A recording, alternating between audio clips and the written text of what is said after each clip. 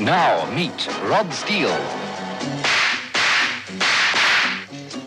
Okay, here it comes. Stand in for murder. Featuring Rod Steele is brought to you by Renault Africa and their town and country dealers throughout South Africa. Ladies and gentlemen, I want to tell you I got 7 cars in my garage and everyone's a winner, but I also want to tell you I only got a single garage. So how come you want to know I got 7 cars in a single garage? Well, I'll tell you. You see, my cars are... Hold it.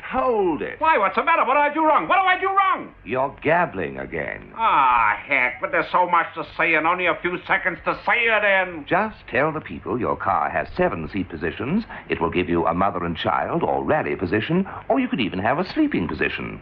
Tell them the boot expands to a fantastic 42 cubic feet, and it's also got a rear access door. It has versatile luxury and comfort quite unlike anything you've seen before. Can I tell them it's a Renault 16? Okay, you tell them it's a Renault 16.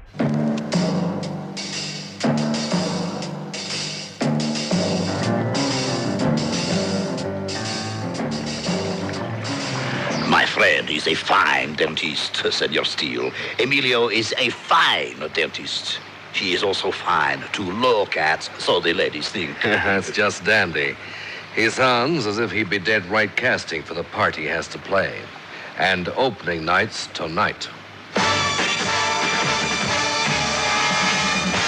Renault Africa and their town and country dealers throughout South Africa now present Stand In for Murder, featuring Rod Steele.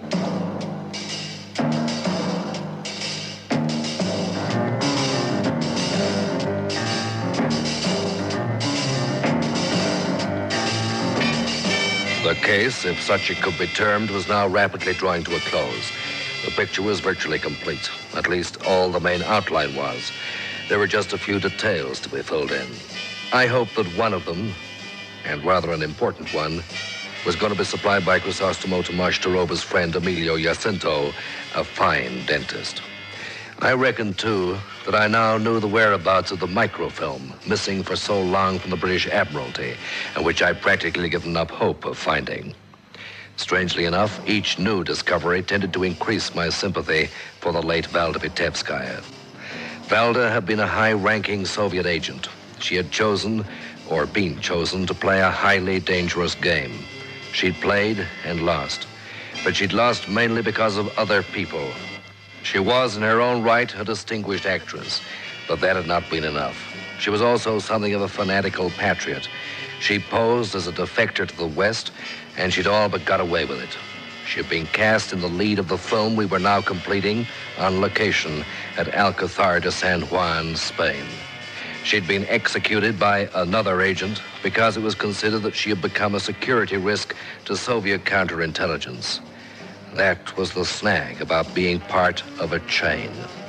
If the links leading up to you were discovered, then you too had it. If I am to contact Emilio for tonight, then I must return now, I think. I must give him time. Yeah, I guess so. He's a busy man. That is because he is a fine dentist, you understand? Yeah, I do. You already made that point, remember? And he speaks fine English, too. Oh, that's fine. Yes, well, Senor Steele, you can rely on me. I shall tell Emilio that which it is necessary that he should know. No more. Fine. And we shall look forward to our little party. Will indeed. But I don't think you must worry too much. I'm quite sure that the whole thing will be just fine.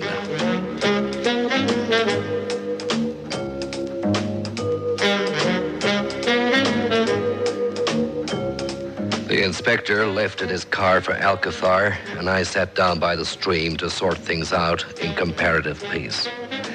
I was fascinated by what Humphrey Crawford had told me concerning Ilona Tisovich, the actress retired who ran a cosmetics concern in Prague and who was a friend of Tim Baines, the unit's makeup man. It was amusing to think that someone in her concern was using parcels which she sent as carriers of messages, and they didn't even go to the address on the front of the parcel. They were collected as foreign stamps. My amusement was tinged with very real respect. It was ingenious, all right. My solitude wasn't of long duration. Presently, I was joined by Aubrey Connington. You found yourself a nice, quiet place. I wanted to think. Oh, I say, am I intruding? Nope. I finished thinking. Oh, splendid. You sure? Quite sure. I'm not in the next scene. In fact, there are only 3 more scenes involving me altogether. Then I'm finished. The film is finished. And we can all go home. Those of us who are still alive. Eh? Sorry, that sort of slipped out. Yeah, I guess we do go home. You know, when this film's released, it's going to be quite a sensation. Well, I hope so. Yeah. Well, that's not quite what I meant. Oh, isn't it? No. Oh, you mean because of poor Valda Vitevskaya? Partly. And, of course, Waldo. Partly. Oh, I say, and St. John. Partly. Who else has met with disaster? I mean, in the unit. No one, yeah. Oh, that's a bit fatalistic, isn't it? Well, there's a whole 36 hours more to go. Almost anything could happen in that time. It could. And the thing is, it probably will.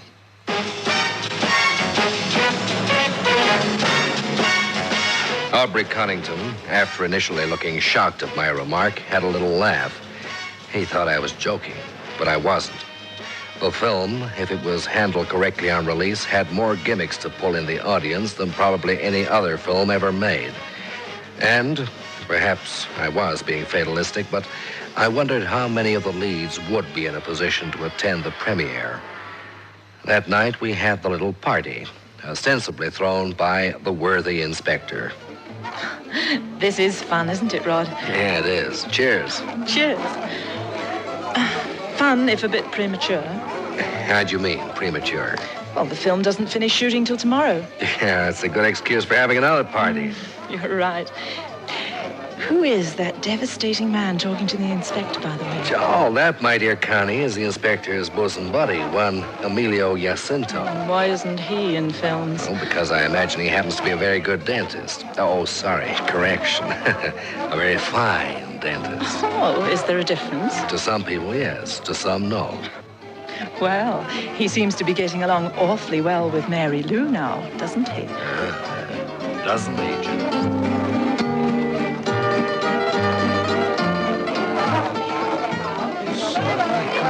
Take notice of a simple man like me, senorita. Take notice? My dear Mr. Emilio. All right, Emilio. There isn't a woman in this room who right now would not like to change places with me. You're too kind. You film people are so glamorous. Oh, let me tell you something, Emilio. You civilians don't do so badly in that respect. Suddenly, I'm sold on Spaniards. And the Spaniards are sold on you. Americans are always nice. They have open faces, clear eyes, and beautiful teeth. Always, I notice the teeth. I notice your teeth. They're beautiful. I think we must keep off the subject of teeth, Emilio. Why so? You have perfect teeth. In the film business, Emilio, teeth have to look perfect, but they seldom are perfect. And what is there so terrible about your teeth, senorita? I have the most terrible toothache. No? Well, it's not so bad now, but it's still there. And this afternoon, it really was terrible. Let me see. Well, what are you, a dentist or something? That's right. You mean you really are a dentist? Of course, but I think you know this. No, I didn't. I swear I didn't. But I was introduced as Dr. Jacinto. You did not hear, perhaps? Well, vaguely, but I naturally thought that you were a doctor of medicine. No, I pull teeth. Well, I don't want any teeth out, thank you. No, of course not. In your profession, that would be madness. But perhaps you are suffering needlessly. Why don't you come and see me in the morning? We're filming all day. This I know, but I mean early. We make a special time, huh? Well... I will do nothing you do not want me to do, but at least I will be able to tell you what is wrong. Also, I can give you something to kill the pain.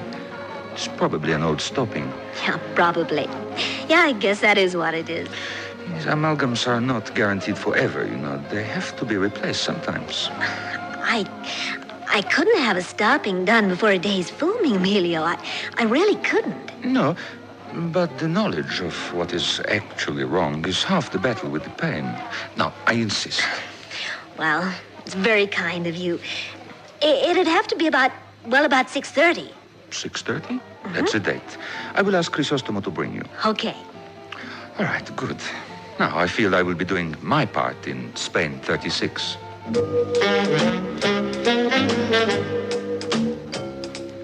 I squinted over my drinker, Dr. Emilio Jacinto, and privately decided that he was a better actor than most of the people in the employ of worldwide films. It was a good party by any standards, and even old Chrysostomo Tomasz Taroba himself let down his back hair a bit. Suddenly, Senor Rod, I feel sorry that you will all be leaving us here at Alcazar so soon. In vino veritas. No. I mean this. It may just mean the end of sudden death and destruction in your town, you know. Yes, this I realize. That is possibly what makes me feel so sad at this moment. What? But before we were, how do you say it, congealing. We were sleeping. Now we are awake. It is nice to be awake, true. Sometimes the awakening has been a little rough, a little noisy, but now we are awake.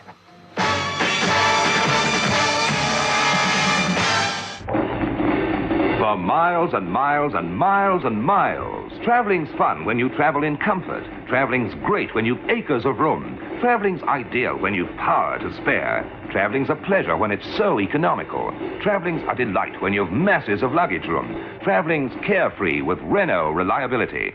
Traveling's for everyone in the Renault 16, because the Renault 16 has versatile luxury and comfort quite unlike anything you've seen before. Renault 16.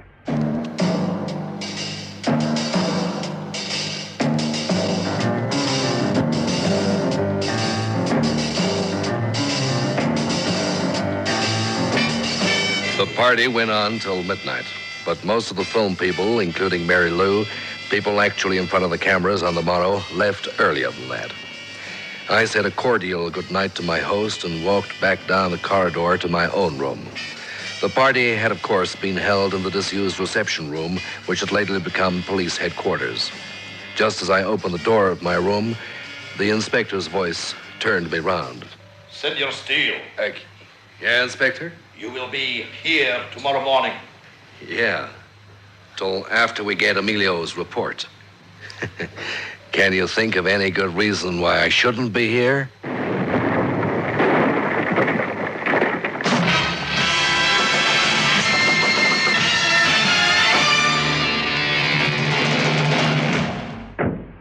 What's the car, mate?